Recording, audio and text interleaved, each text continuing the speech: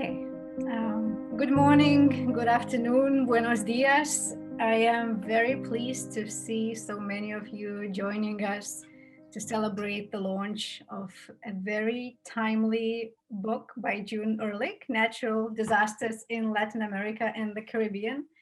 If you hadn't had the opportunity but would like to buy the book, we'll post the link to the publisher's website together with a discount code of 20% that you can use through the end of the month.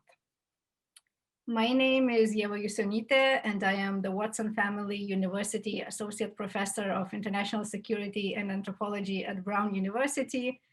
I had the pleasure of being June's colleague at Harvard for several years. And when I left for field work following the southbound movement of guns across the US-Mexico border, I entrusted her with my life, and she did well. I'm still here. She's been my editor and she's my friend, and therefore it is a great honor for me to be moderating today's event, particularly in such a fine company. Let me introduce the panelists in the order in which they will be speaking. First, you will hear the opening remarks from Stephen Levitsky, the David Rockefeller Professor of Latin American Studies and Professor of Government at Harvard University, who is also now the director of the David Rockefeller Center for Latin American Studies. Among his numerous publications, he's the author most recently of How Democracies Die, a New York Times bestseller he's co-written with Daniel Ziblatt. Our next panelist is award-winning journalist Alfredo Corchado, Mexico and border correspondent for the Dallas Morning News. Alfredo has been a visiting fellow at the David Rockefeller Center for Latin American Studies and Nieman Fellow at Harvard as well. His most recent book is Homelands: For Friends, Two Countries, and the Fate of the Great Mexican-American Migration. Alfredo will be introducing June.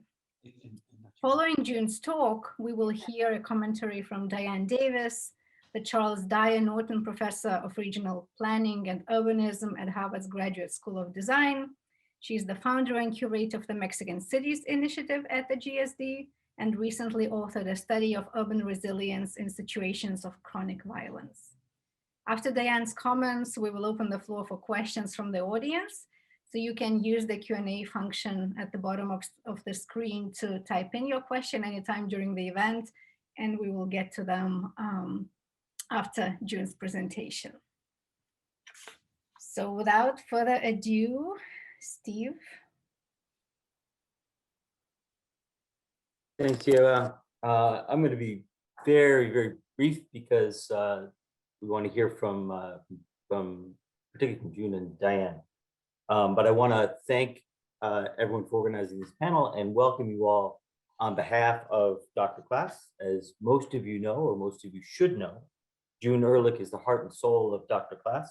She is an extraordinary journalist and a great writer, someone who has the ability to offer the insights of a social scientist without ever losing the ability to tell powerful human stories, and that's a rare combination. This book is on an incredibly important topic. As June tells us, natural disasters tell us an awful lot about the societies and the states that they afflict. She writes on page 40 that natural disasters lay bare the fissures that already exist in a society. And in Latin America, those fissures are often rooted in savage inequality. For me, one of the great features, there are many great features, but one of the features that really jumped out at me of this book is that it reminds us in a really clear, really compelling, and really human way that in unequal societies, natural disasters always hit the poor the hardest. And because natural disasters always hit the poor the hardest, it is critical that we all, but particularly policymakers, hear the voices of the most vulnerable. And this book does an extraordinary job of helping us to hear those voices. Book also highlights really important cases of resilience as well. This is not a thoroughly depressing book. Chile responded well to the 2010 earthquake. The Mexican government did not respond well to the 1985 earthquake, but neighborhoods took action and transformed Mexican civil society. So the consequences of natural disasters can sometimes be be surprising. Now, the importance of understanding the consequences, the human, the societal consequences of natural disasters really could not be clearer today than today. Due in large part to climate change, Latin America is very likely to experience more and probably even bigger natural disasters in the years to come. And the region remains as vulnerable as it ever was. Latin American societies remain highly unequal, and Latin American states, with few exceptions, remain pretty weak and ineffective. Now, though June wrote this book before the pandemic, many of its lessons can be applied to the current crisis. In the Lowy Institute's ranking of national responses to the COVID-19 pandemic, 8 of the 12 lowest ranking countries on earth were in Latin America. Brazil was ranked worst in the world. Mexico was ranked second worst in the world. The United States actually was not far behind. This book is not about COVID-19, but it offers a really powerful and important lens through which to understand why and how the pandemic has hit Latin America so hard. And it also tells us something about what it will take to recover. So before I turn things over to the panel, to Alfredo, let me just say what a blessing it is to have June Ehrlich as a member of the Dr. Class community. June, you make us all very proud. Thanks. Muy buenos días from the border here in El Paso, right across Ciudad Juarez. It is indeed a high honor to be here today. Even though it's via Zoom, I'd much rather be at Dr. Class.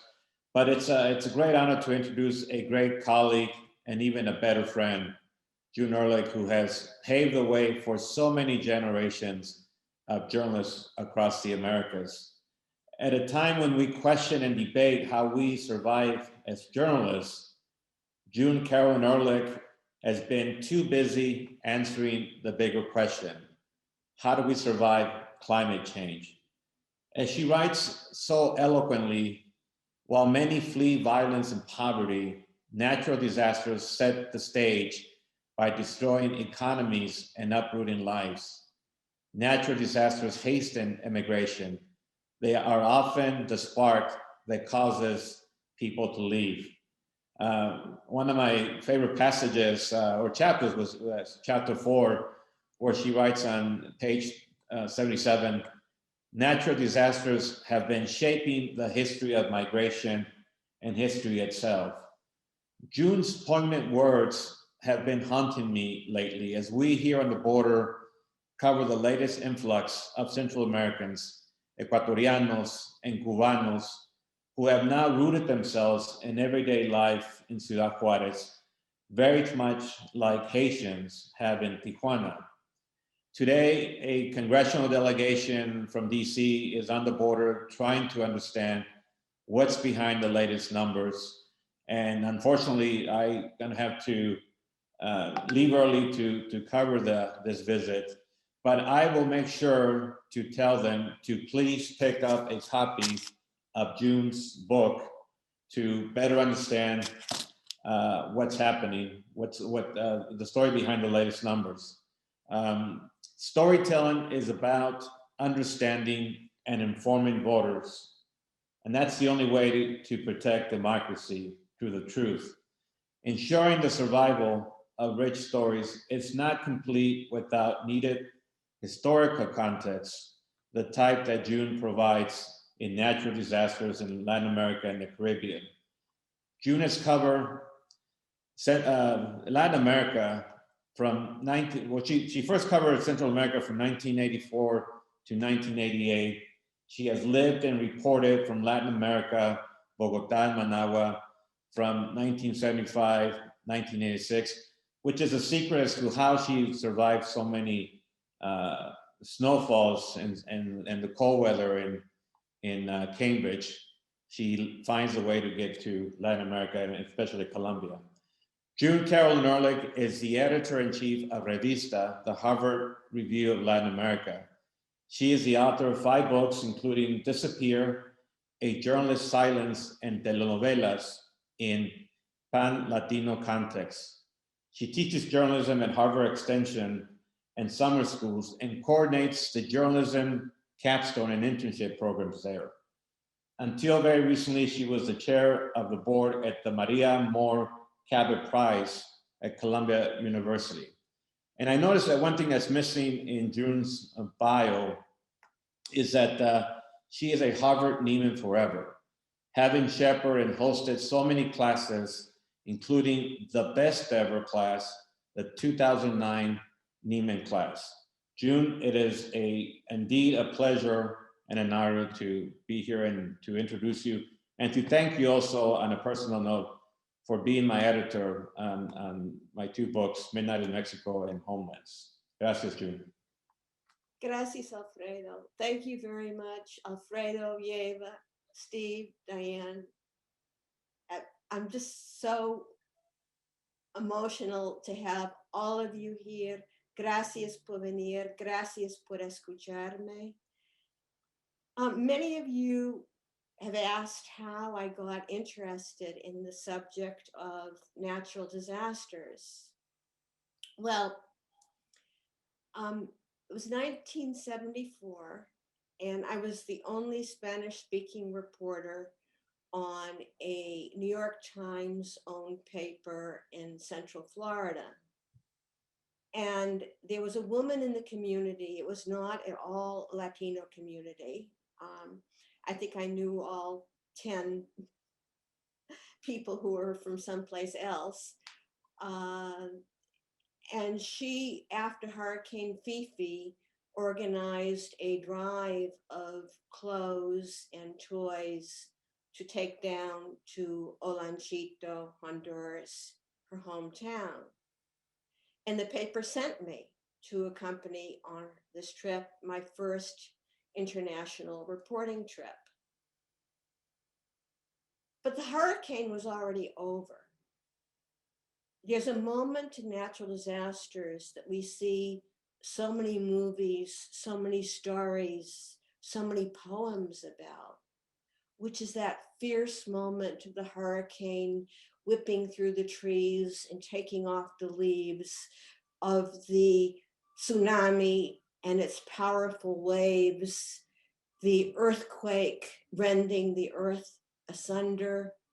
Those are powerful moments.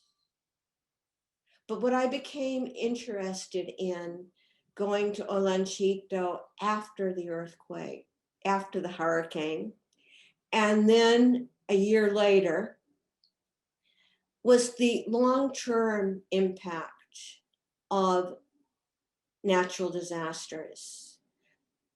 It's so many ways natural disasters influence history, through migration, through trauma, which studies have shown goes down into the second generation, through economic development or lack thereof, through the way that societies govern themselves and are governed.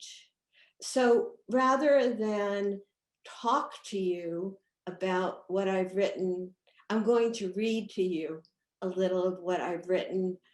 I did all of my research before the pandemic. And my last trip actually was to Cuba and Miami.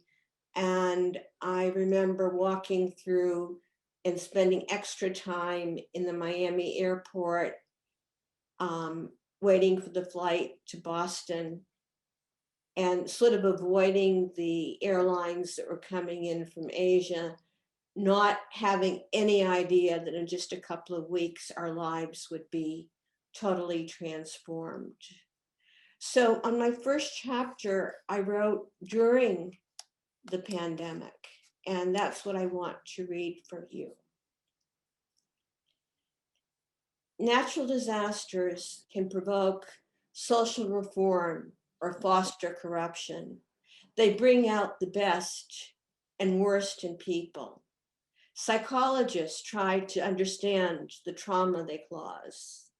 For a short, vulnerable moment, the wealthy can understand what it means to be poor. Disasters mobilize communities, as well as international aid and the transnational efforts of the diasporas. And diaspora is very, very important in the story of what happens after natural disasters. But natural disasters are often very intensely social events. A Puerto Rican friend of mine, and she's here today, likes to say that hurricanes always produce two parties, one in anticipation as the community prepares and waits, and the other to clean up and rescue. These social events, or should one say efforts, involve bringing community together, helping others, taking care of survivors, cleaning, searching, collaborating. So I have to confess that it feels strange to be writing this book in the midst of the 2020 COVID-19 pandemic, a most antisocial experience in which staying safe means staying home and avoiding people. Nature is having its way, yet in some odd sense is producing community through helping others and constantly checking in, even if it's only a virtual experience, like the one we're having right now. As I write this book and I read the newspapers and listen to the news, I feel as if all the lessons I have learned from experiencing and researching natural disasters and their aftermath are being played out in real time.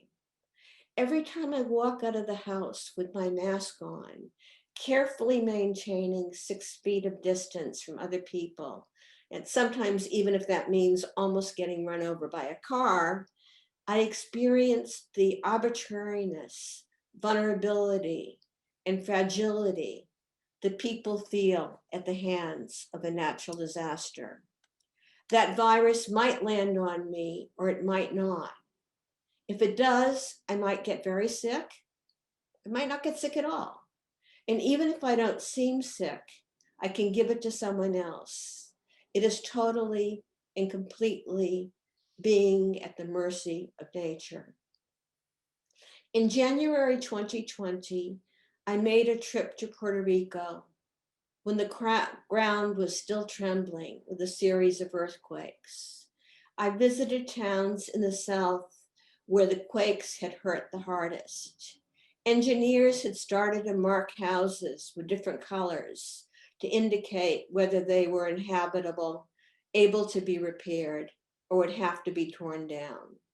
A completely shattered house would stand right next to one that hadn't even been touched. Arbitrary, as 2 months later, I would learn, like the coronavirus. When I walk in my neighborhood in Somerville, Massachusetts, I see signs saying, "We are all in this together." The virus does indeed strike rich and poor, all races, ethnicities, and religions, and so do natural disasters, except from the very beginning, other than the factor that disaster strikes equally. The experience is different. And so it is with natural disasters. The poor in Latin America and the Caribbean and elsewhere, as we in the United States saw all too clearly with Hurricane Katrina, tend to live in flimsy housing and in neighborhoods that are prone to flooding.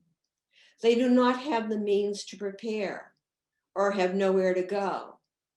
And even if the poor may have many fewer possessions than the rich, they are often reluctant to leave because of fear they may never see their belongings again. The breach becomes wider in the aftermath. As with COVID-19, quick access to healthcare may determine whether one lives or dies.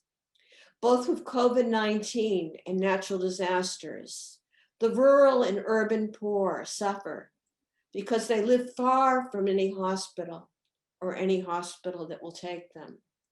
After a natural disaster, the poor linger in camps, often for years, or they flee to a nearby city and sometimes never return home. They crowd the US border, seeking some way out of their total misery, of a disaster that just doesn't end. Indeed, despite the title of this book, there is no such thing as a natural disaster. The disaster is what happens because society permits it to happen for different reasons, as we will see. In Latin America and the Caribbean, coping with calamities is a reflection on how states and communities govern. In technocrat parlance, sorry, Steve, it's called good governance. In the case of natural disasters, good governance begins even before the disaster, with lots of preparations and communities organizing to prevent. In a society where there has been good and effective leadership, citizens develop a level of trust, and that trust makes it easier to work together as a society. Good governance, or for that matter, bad governance, does not come about when a disaster hits. Rather, disasters amplify the existing fissures in society. COVID-19, as we've learned, is like a report card on good governance. And what we are slowly learning with the pandemic has been tested in Latin America and the Caribbean, and indeed throughout the world, with the experience of handling natural disasters, how governments and civil society cope with calamity extends long after the hurricane, earthquake, volcano eruption, or tsunami. It extends way beyond the days of rescue and relocation, of emergency building, feeding, and medical attention. It shapes society for years to come.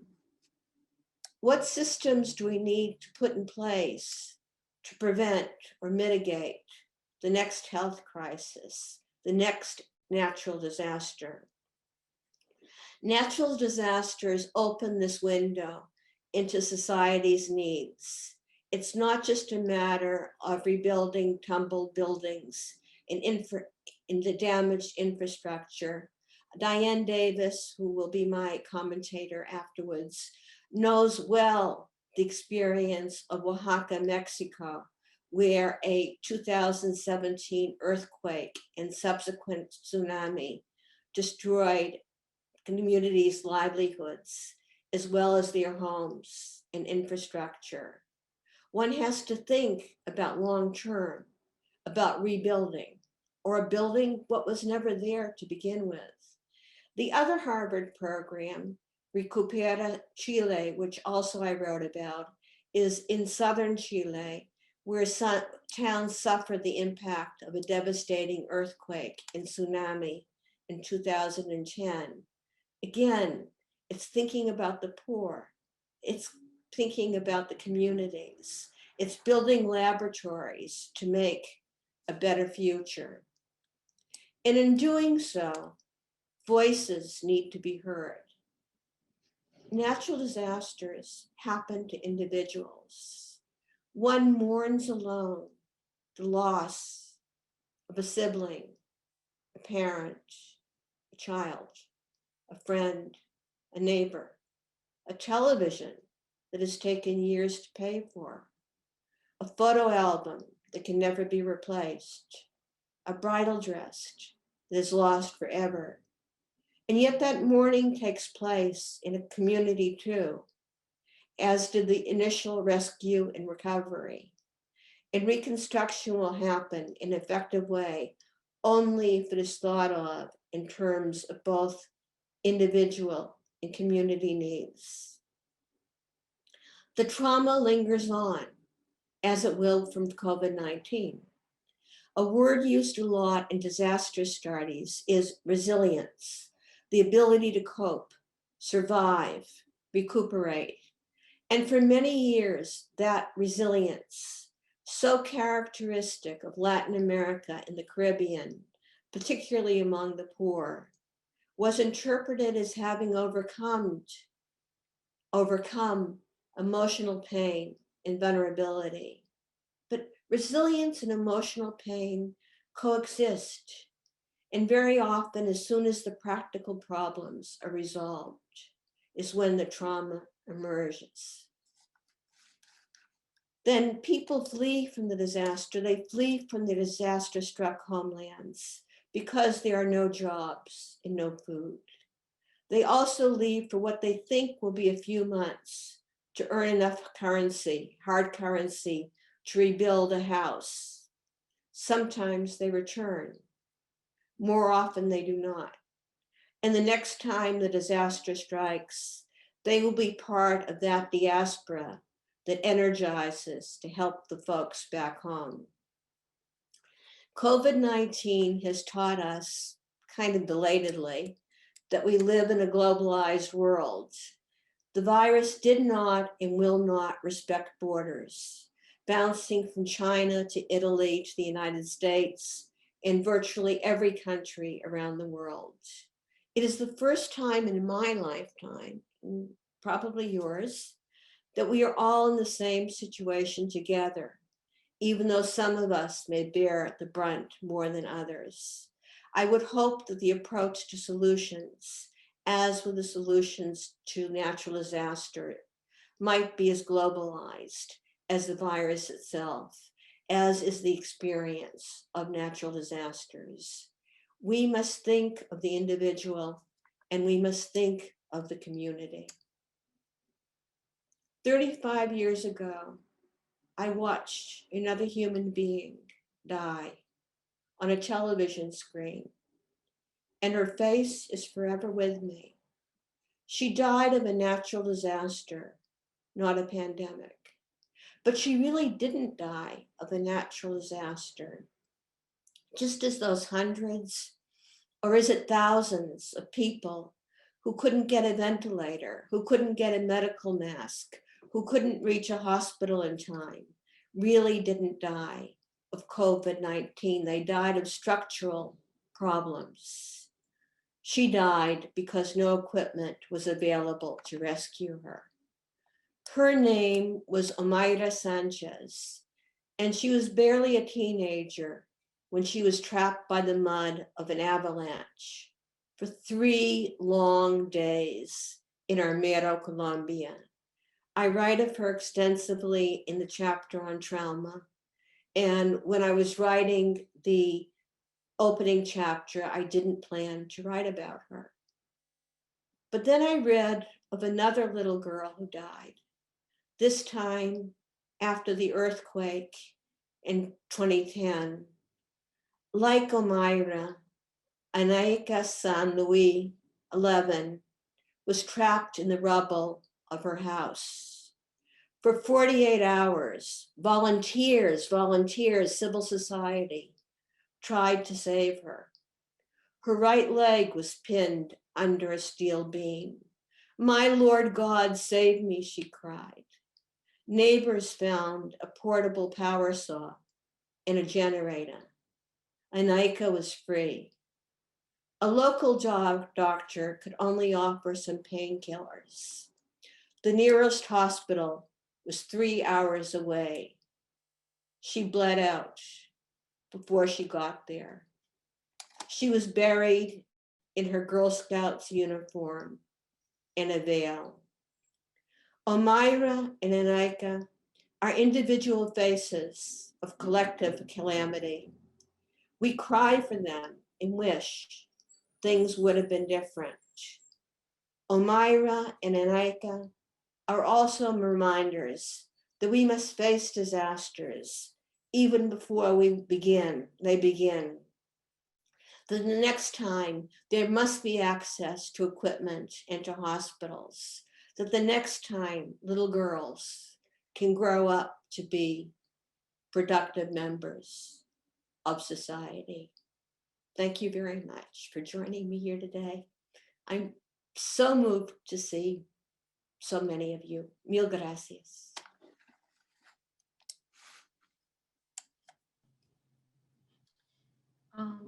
guess it's my turn. I'm going to follow that beautiful narrative of such elegance and humanity that June has shared with us now, but that really comes through in all the pages of your book, June. So it's my great pleasure to be here.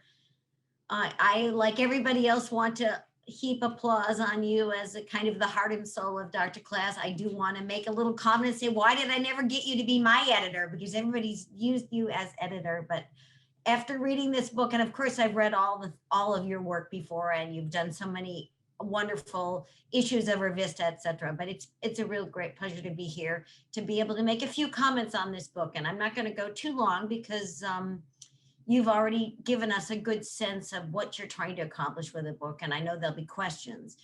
But let me just make a few comments based on the structure of the book. People, I really recommend that you buy it. I'm going to go make a few comments on the basis of the title of each of the chapters that you've given us. But let me first say that reflections that I'm going to be sharing come from me wearing at least two hats, but like two main hats. One is somebody who studies governance in Latin America, more subnational than national governance, but the scale of governance that I look at is a scale at which disasters are often really felt most on the human level, which is kind of the local, the municipal, the city, even kind of the territory, not in the kind of abstract space of the nation.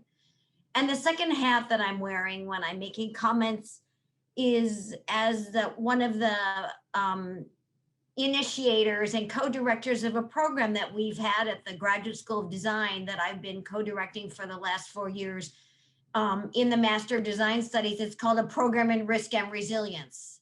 And June and I have talked a little about this, and we have been looking for the last 6-7 years in the GSD at the relationship between risk and resilience as kind of a design problem, trying to understand how can we as, and most of you know I'm not a designer or an architect, but I'm an urbanist, but how can we think about creating spaces, physical spaces, that will be able to push back against risk?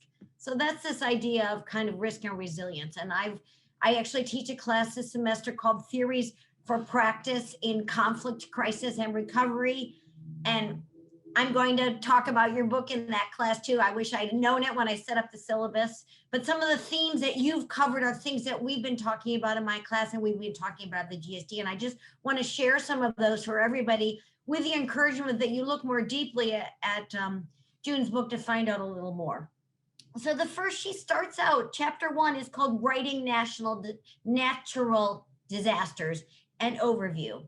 I do think the important point here is the one that June has already made, which is there's a very fine line between a natural disaster and a human disaster or a man-made disaster, for precisely the reasons that you mentioned, in that there may be kind of an episodic event that's created by an earthquake or a tsunami, but there are slow moving changes related to climate change, or maybe slow moving changes related to violence or other vulnerabilities, informality, inequality that people in Latin America are experiencing all the time at different temporalities, either fast moving or slow. And it's kind of the combination of those two, a kind of episodic disaster that hits on a long-standing disaster, which puts on the agenda the importance of thinking about the man-made dimensions of a crisis, because it's very hard to anticipate. It's hard to stop so-called natural disasters, but we can be prepared for thinking about when they hit the ground, literally sometimes as with an earthquake or flooding, what has been happening? What are the man-made structural problems that have made this environmental episode a real crisis or a real disaster? And I think that you do a really good job of laying that out in different instances in different places in the book. The second, I think we should also underscore, if I can say too, it's so timely having this book now, and I know you've been working on it for a while, June, in the moment of the COVID-19 pandemic, because even, and everybody here knows this already, but just to drive home the point that the kind of the emergence of these types of viruses is a part of the man-made destruction of environments, tearing down forests. We've got, you know, insects that are moving, or viruses that are moving from nature to animals to people. So there's a long-standing kind of human-made context in which even the virus emerged, along the failures of infrastructures like hospitals and social policies, et cetera, to deal with it. The second chapter you have is called Civil Tsunamis and Humanitarian Aid, a Test for Governance. So yeah, that's a call for me to think about governance too. But one of the things we've been talking about in our class is the ways in which humanitarian actors work at certain scales of determination. They tend to be international agencies with their own bureaucracies and their own logics that don't always align with the local governance and the local politics in a place that's hit by a disaster. And you talk about that in the book in several of your examples. It's true worldwide. We could think about Sri Lanka and the tsunami and the ways in which international agents couldn't come in and introduce certain policies. The government wouldn't let them because they thought they would advantage rebel groups. So there's a kind of a long-standing, you know, dissonance between international scaled actors and maybe national actors that may have a political agenda, and local actors. And often in a humanitarian crisis or a disaster, the lack of coordination is what drives the problems even further. And I think you talk about that well in chapter 2. I think that's very interesting. The other thing that I would mention is international actors are thinking, humanitarian actors are thinking often about short-term recovery, responding immediately to the most dire circumstances.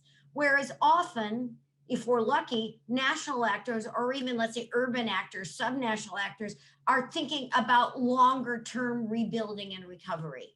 And those objectives are not always aligned either. And that then can drive the problems. People tend to fall through the cracks on that. Your third chapter, Trauma and Collective Recovery, collective memory, a flood of emotions, really brings home what you've already shared with us, is your deep human sensibilities and the way you as a journalist and a writer can make them real. I love I don't want to say I love to use the word love. The example of Omaira bleeding to death was very powerful for me when I read it. Actually, I was reading the New York Times this morning. I don't know if anybody saw it. Alfredo, you've probably been involved in these discussions today. The discussion about a family of environmental migrants coming from Guatemala, environment, both like drought, pushing people out of Central America, but there's also violence, coming to the border, and a young 19-year-old woman talking to her husband on the cell phone, sobbing that she didn't make it into the United States. I almost want to cry when I think about it.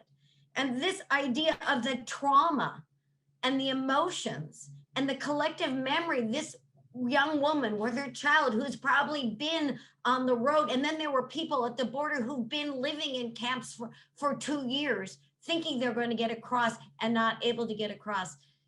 That's a sentiment that comes through in your chapter, and we're going to be living with that, all of us here, for a long time.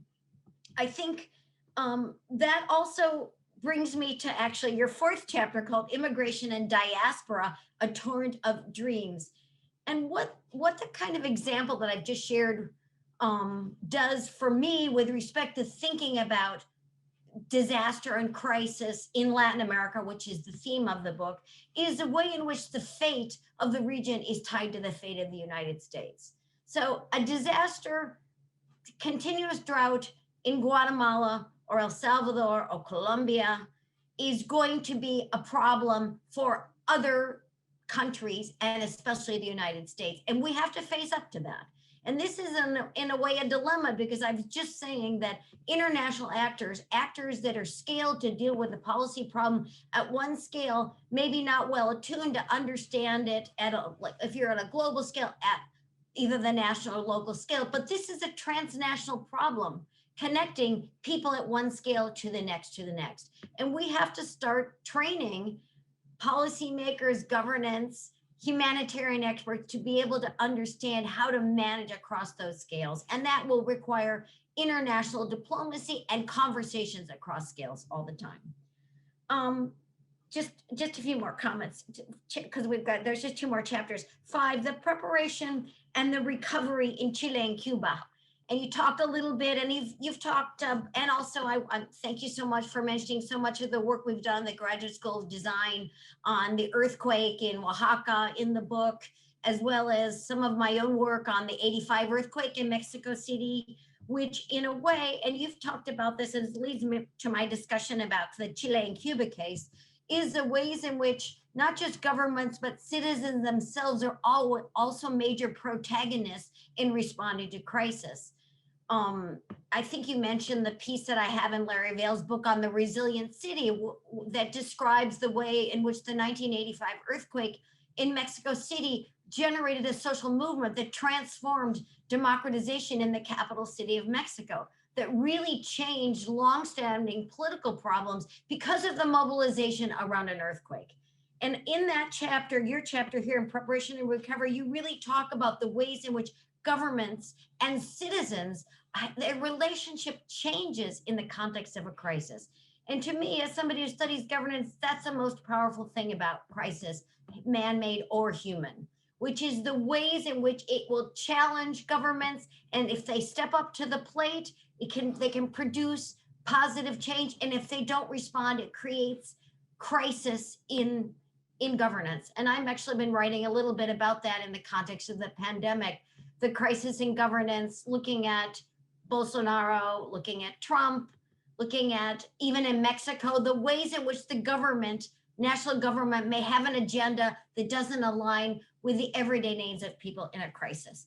I might just take 1 second to add that I've just finished reading a great piece that somebody sent me yesterday, that's in the special issue of the International Political Science Review, looking at, I'm just going to read it, state-society relations in uncertain times, social movement strategies, ideational contestation, and the pandemic in Brazil and Argentina, by Rebecca Ebers, for Federico Rossi, and Marisa Van Bulo. What struck me about this piece, and I want to put it on the agenda for your chapter when people think about it, is they've brought social movements into the dilemma of understanding which way governments are responding, much as I did in looking at the 1985 earthquake. And they give a wonderful explanation for why social movements in Argentina were able to ally among themselves against denialists and make changes within the government. Whereas in Brazil, the denialist movement that Bolsonaro himself pushed on the pandemic was so strong that it split both left and right-wing social movements, that made it very hard for left-wing movements to ally and push for changes that would deal with the poverty and the inequality that's been exacerbated by the pandemic.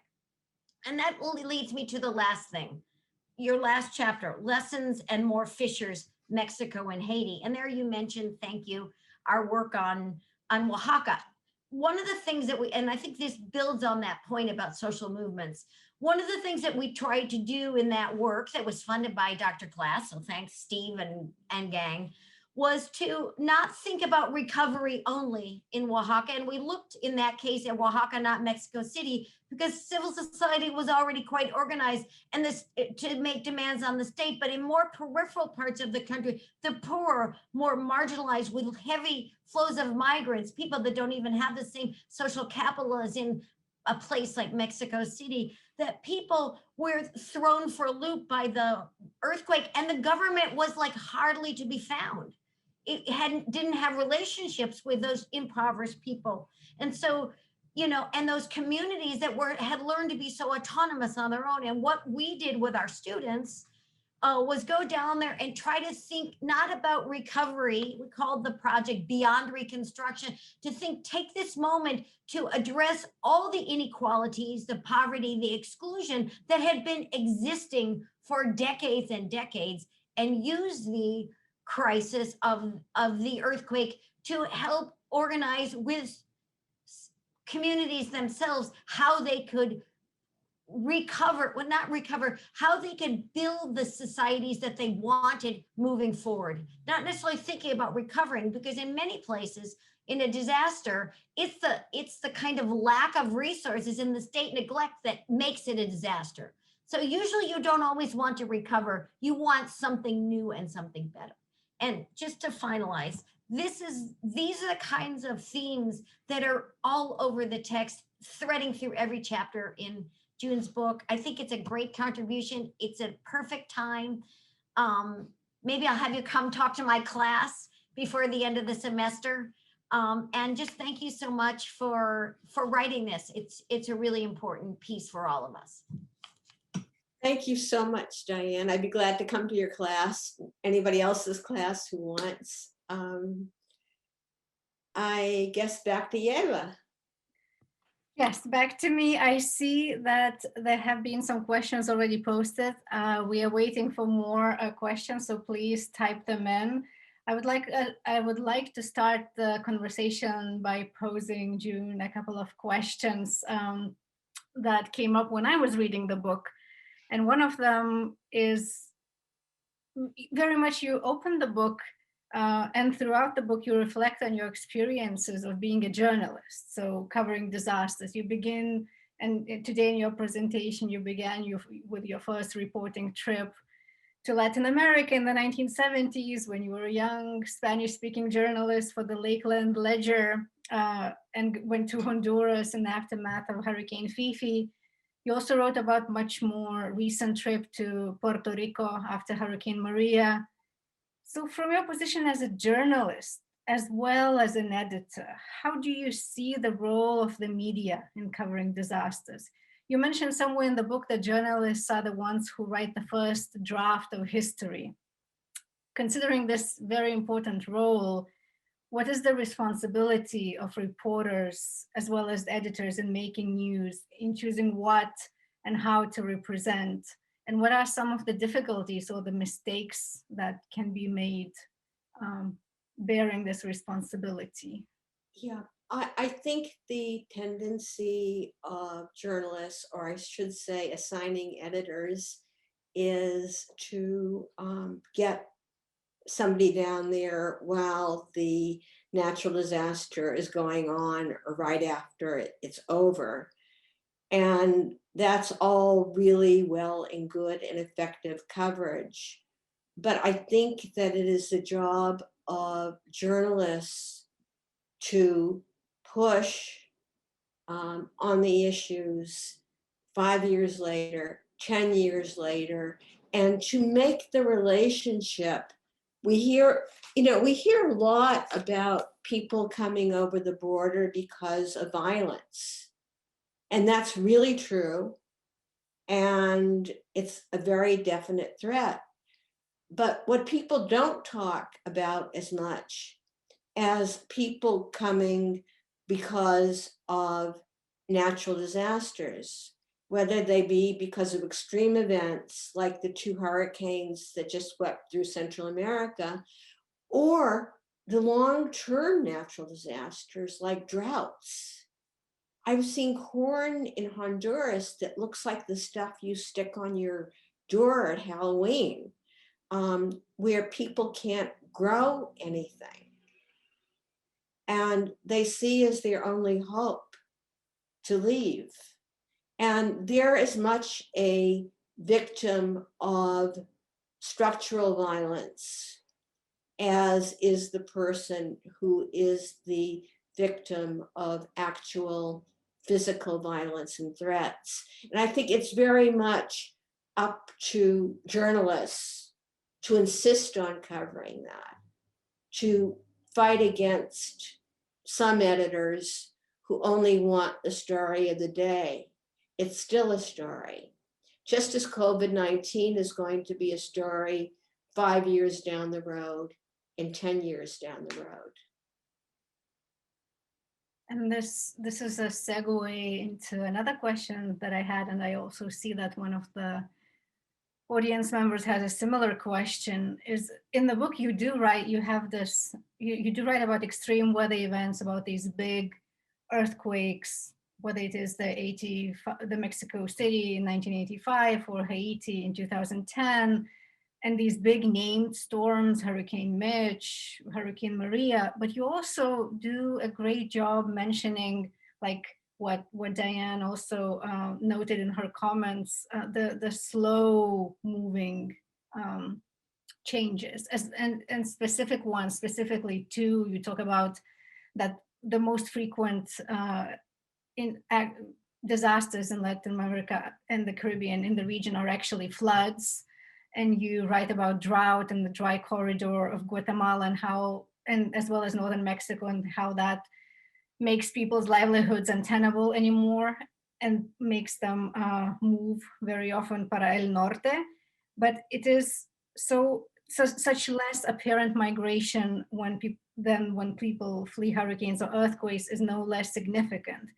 So what do you think is the consequence of our very skewed public awareness and attention towards these big events or big name disasters that can effectively mobilize humanitarian aid and that are imprinted into our collective memories? And what are the risks of ignoring these slow onset disasters?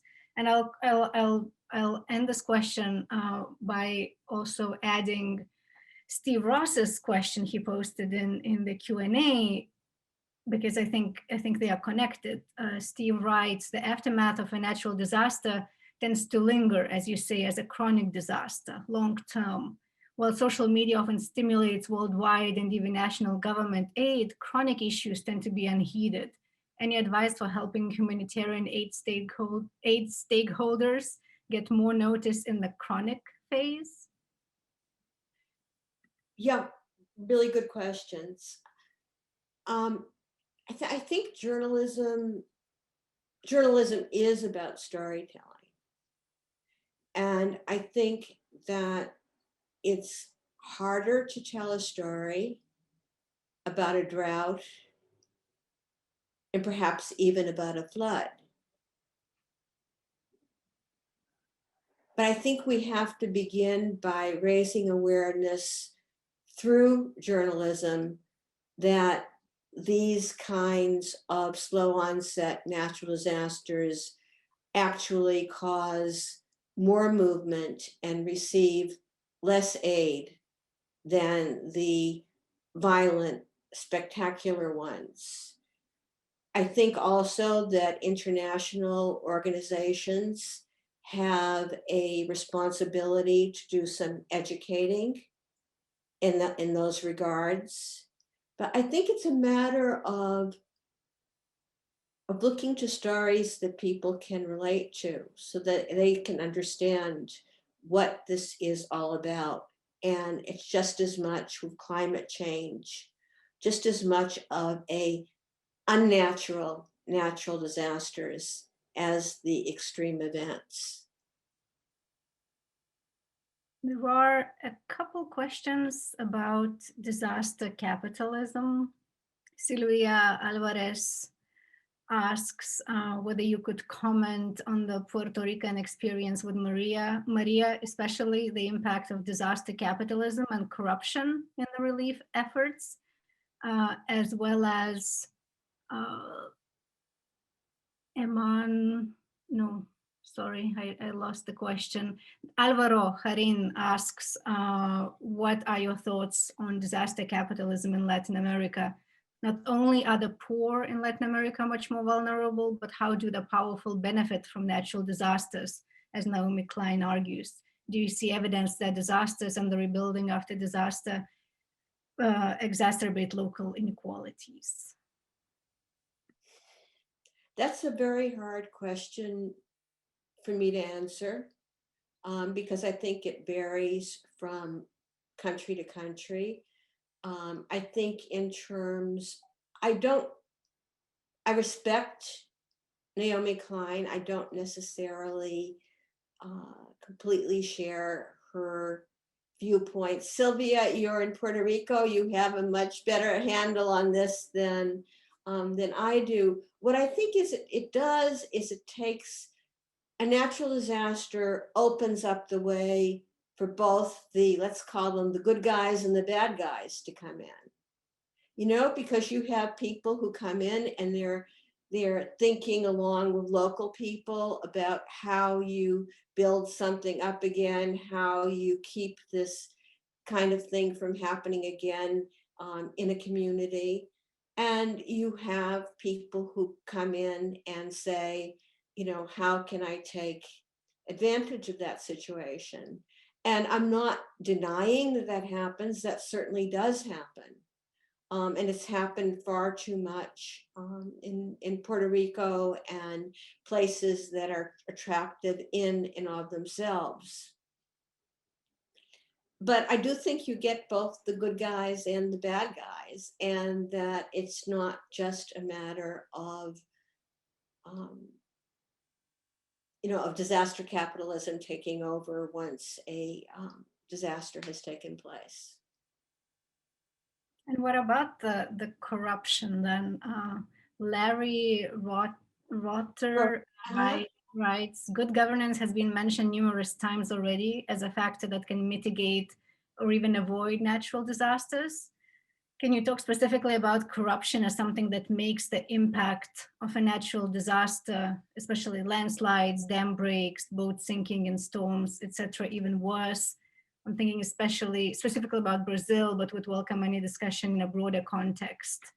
Yeah. And another question by Sebastiana Escalon is how can you talk about how natural disasters worsen corruption, not only government corruption, but also NGOs and companies? Yeah, actually, I'm going back to Olanchito and that first reporting experience. I was totally delighted when I was asked to go along with Angela on this the toy drive, clothes drive mission. But when we got to customs, when we got to the aduana, I realized that one of the reasons that she wanted me in tow was that so that the customs agents would not take their share of all the goodies. And so this was kind of a eye-opener to me.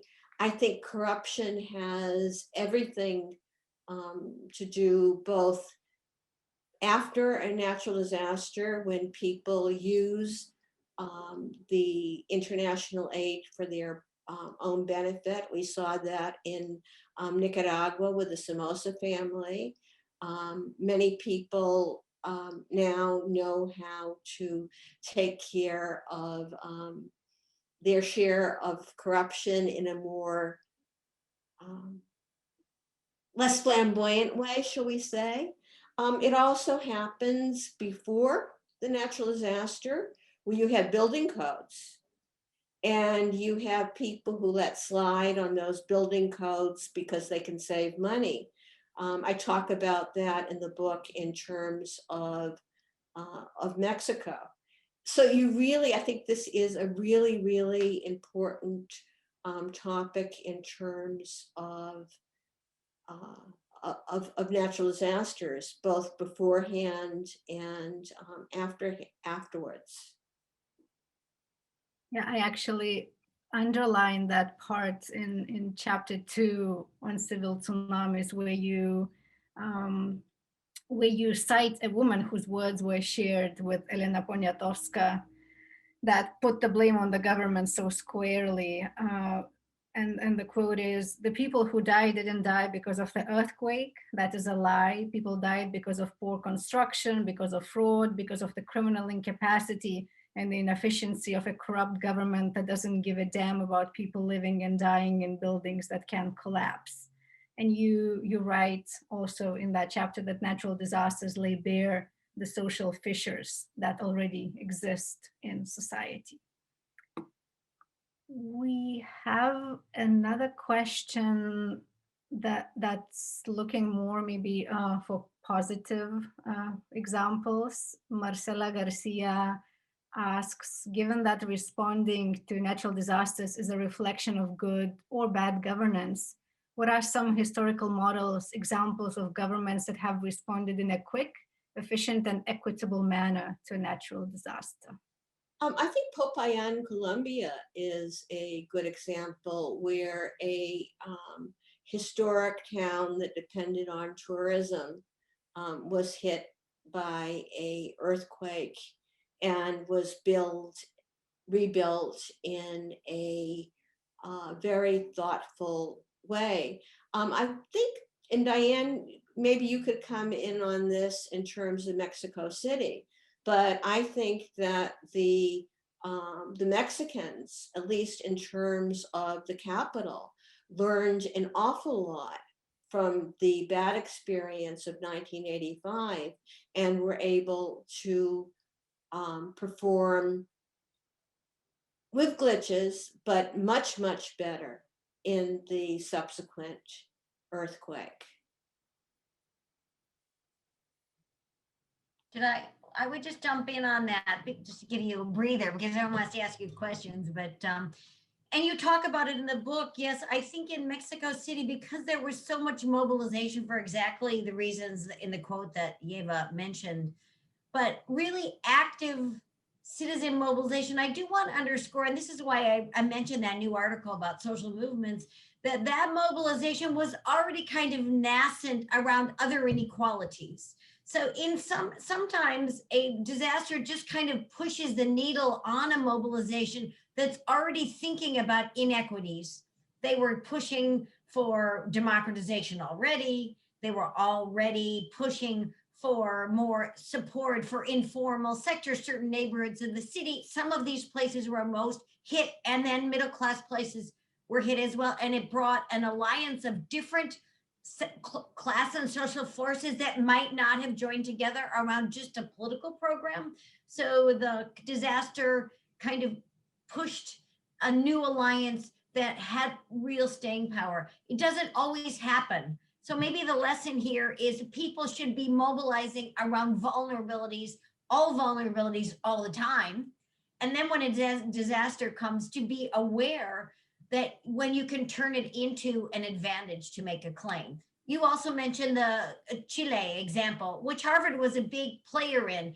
They have done some amazing things, Pablo Allard and the group, Judith Palfrey and everybody you mentioned, and they institutionalized a change in a region of Chile that wasn't very well addressed. So I do think there are probably I don't know if there are as many examples of positive responses as there are failures, but there's always hope to learn from another disaster and turn it into something positive in your own setting. Thank you for the question, Marcia, and also to you for your comments, Diane. Mary Jo McConaughey has a question that somewhat builds up on the last one. Can you give any examples of post-disaster relief organizing that has fed local progressive or revolutionary movements? Yeah, Nicaragua. I don't think that the Sandinista revolution would have happened without the earthquake. And again, like Diane said, it was building on mobilization that had already been taking place, but it allowed the opening. Now, the fact that you have this kind of opening doesn't mean that this opening is going to be successful. After the earthquake in Guatemala in 1976, people who hadn't been able to speak out began to speak out, and students who had been organizing began to speak out, and there was a lot of action in the post-Reconstruction period. But it met with fear, and it met with repression. And so that never got off the ground. It put it in place, but it was squashed.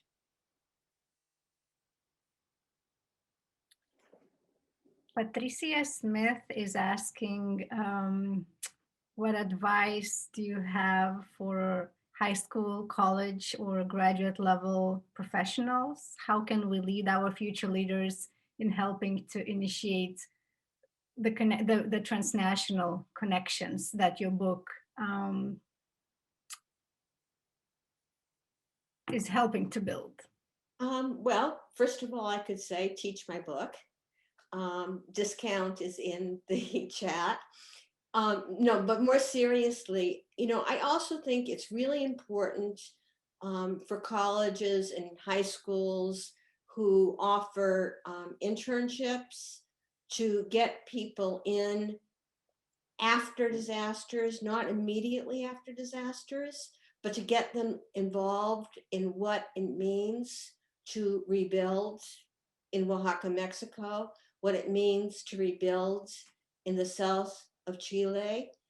Those are lessons that young people, that students are never going to forget. And again, to think of it in terms of not telling just the stories of the earthquake of today, of the hurricane of today, even the drought of today, but to look at it in every kind of thing that you're teaching, whether you're teaching climate change, if you're teaching immigration, if you're teaching housing policy, how does that relate to the aftermath of natural disasters?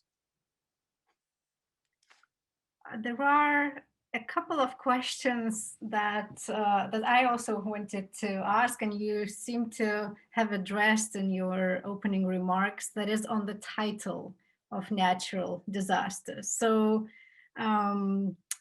Tony Oliver Smith asks you to comment on the use of the term natural disaster for something that you recognize as eminently a socially driven and constructed process. And then Virginia Garcia Costa is also asking you, why did you decide to have this in your title while you actually write against it, basically? Because that's what people call it. I think that, yeah, I could have called it unnatural disasters in Latin America and the Caribbean, and people would have said, huh, what's that? The second reason is that the book title was chosen with the proposal, and as I got further and further into my research, I realized there aren't any natural disasters.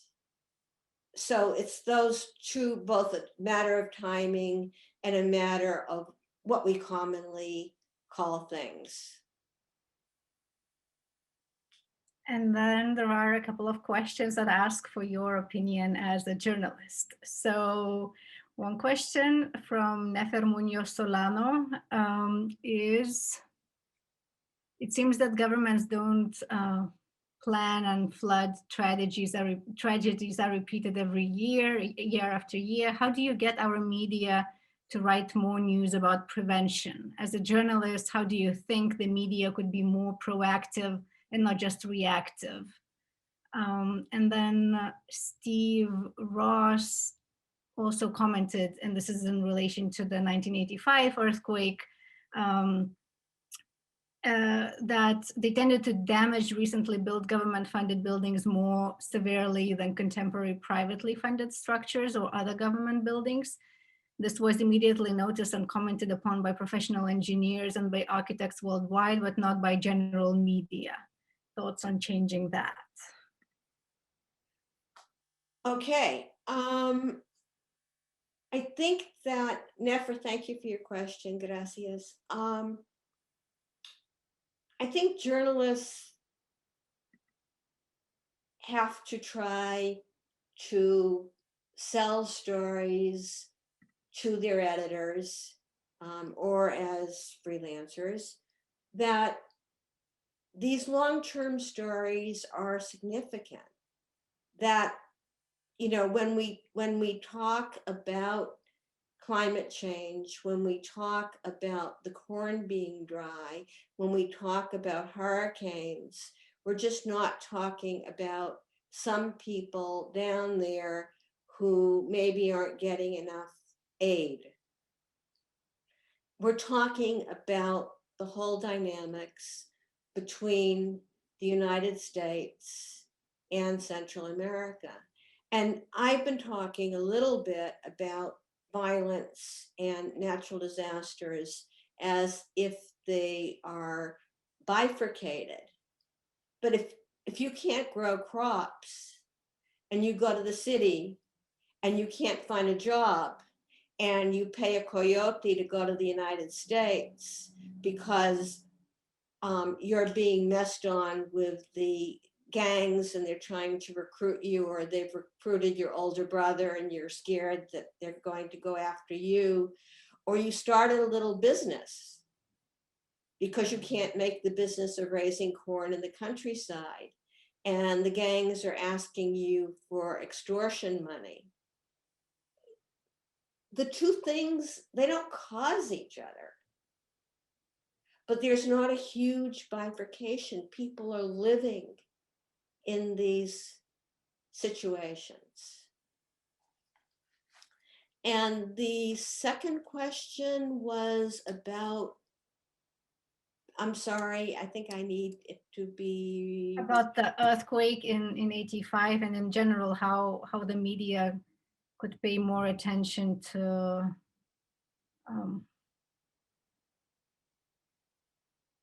I think it disappeared. Where is that question?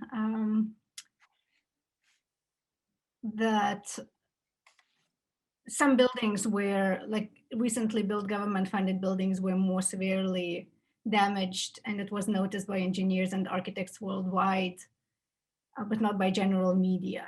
So how, maybe the question is how to make media care about these professional, well, the knowledge that professionals have of how some structures are more vulnerable.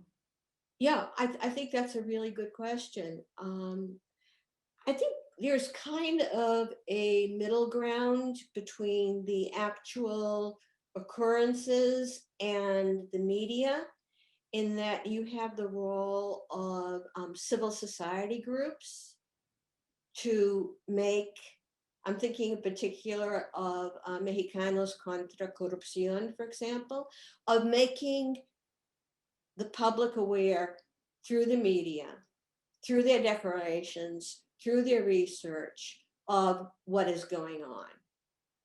And so that it becomes the other really important thing that's happening in Latin America right now in terms of the media is that you have your legacy media, your El Tiempo, Espectador, Excelsior, all these different papers that come out of the print legacy.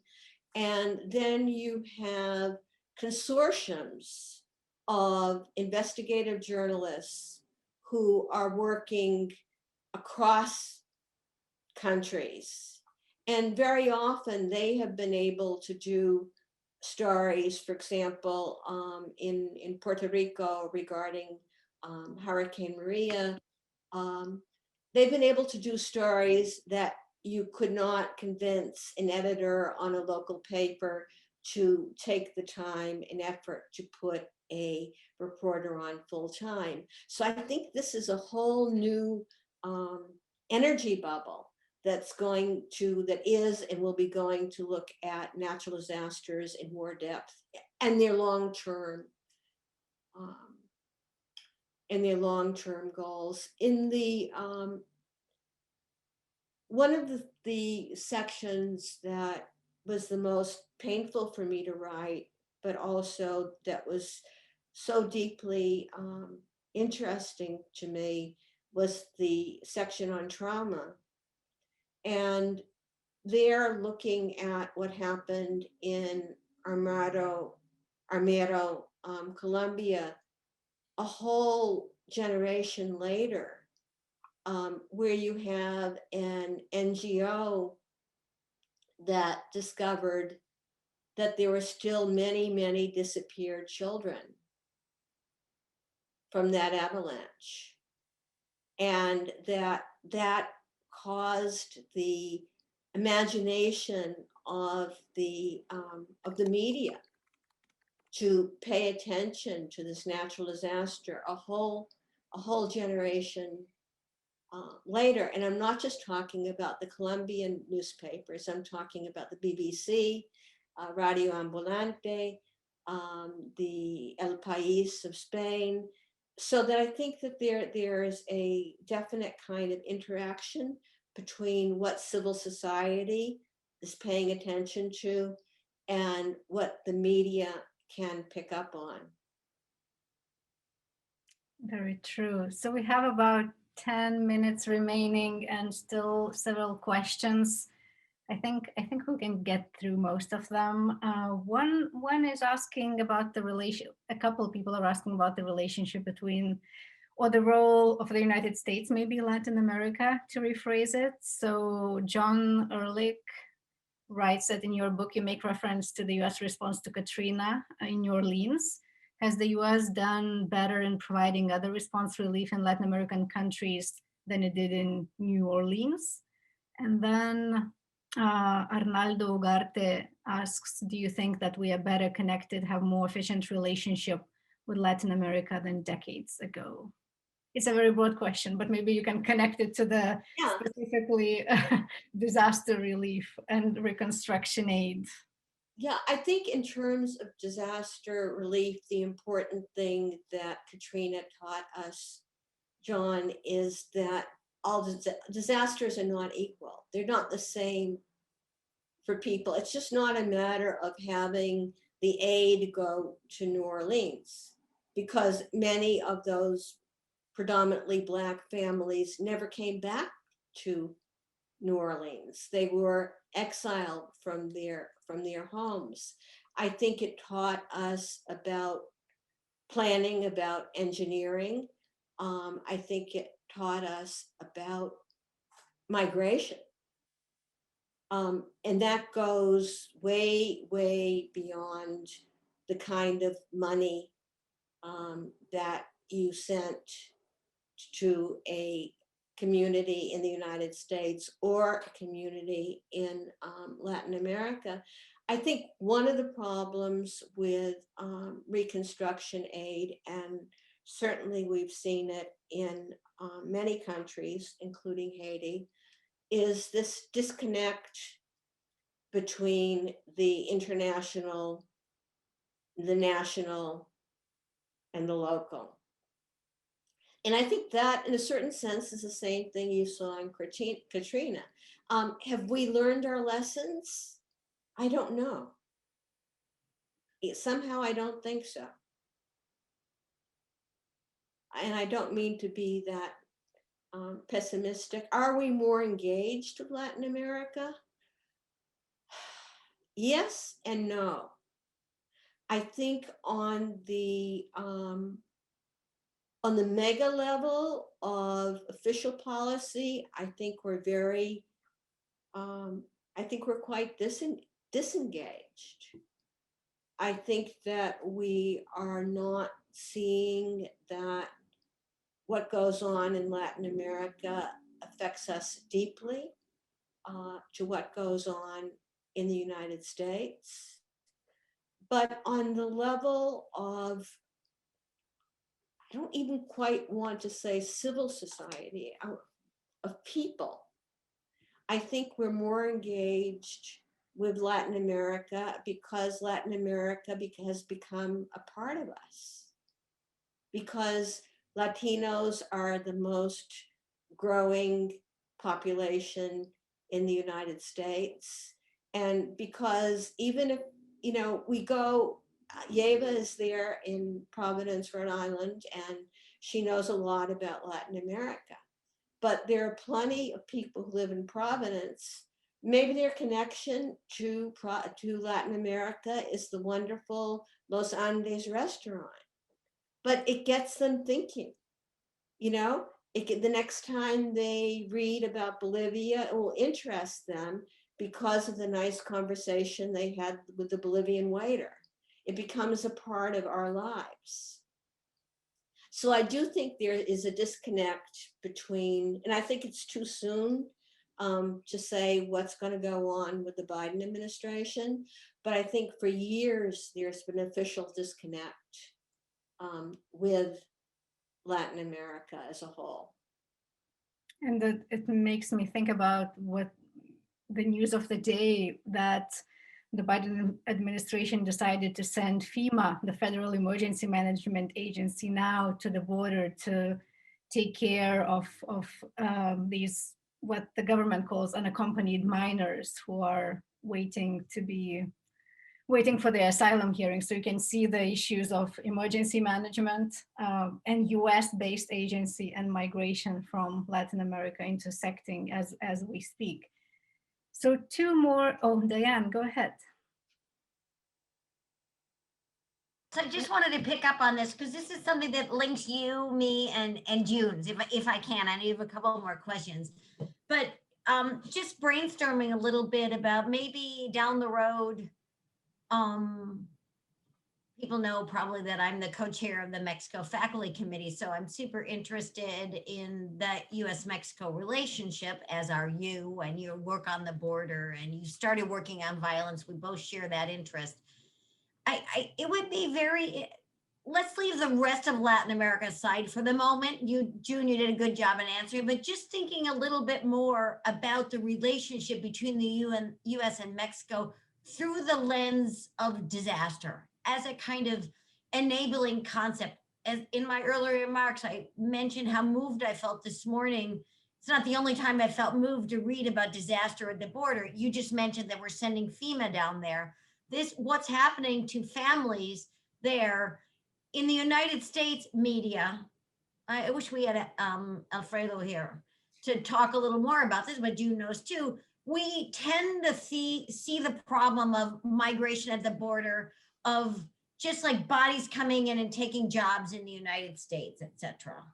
And the way to frame it around the kind of multiplicity of disasters that many migrants that drove them to migrate, that they have to experience in the process of migrating, whether it's a combination, as you've mentioned, June, drought or violence, then violence of the coyotes at the border. So we know that there's a problem that transcends the US-Mexico relationship. And I've been I guess I'm still not sure I understand the relationship between Trump and López Obrador in the past, and even what's happening now. But I'd love to have a conversation, maybe we can do it in the fall, a small seminar with students or something, to talk a little bit more about what would it mean to redefine the bilateral relationship between these two sovereign nations through the lens of disaster. So I think that just opens out a different way of understanding the long-term crisis and the long-term relationship that's been sending citizens from Mexico to the United States.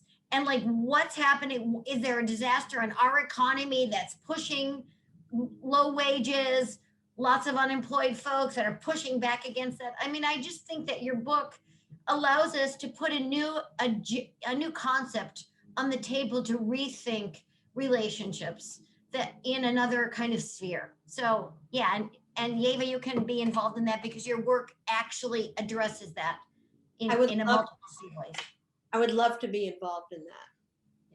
So this is an announcement for a forthcoming event in the fall. Please check the events, news events. So we are almost out of time. Maybe if you could just very quickly answer two questions, very short. So Andrea Cruz asks what you think about the Ecuadorian response to the 2016 earthquake. That's a good question. It's not an example that I studied, Andrea, and I would be very reluctant just to give a sort of off the top of the head answer. You probably know the answer better than I do. I don't want to be too critical. Mirna Santiago asks you to do a class presentation. So Mirna, please be in touch with June via email. And the last question is from Alejandro Camargo, who asked whether your book engages with Latin American and Caribbean intellectual tradition in disaster studies. Yeah, I think so. Great. Wonderful. Thank you. So once again, you have the link for the book and you can use the 20% discount. I want to once again thank the panelists, Steve, Diane, Alfredo. Congratulations, June. Thank you for Dr. Klaas for hosting the event, and Paola and Gabriel for putting this all together. It's been a wonderful conversation. Thank you, Ayeva, Diane, everybody for being here, and thank you. Gracias. Great. Congratulations, June. Bye, everybody. Bye. Bye. Thanks. Bye, Eva.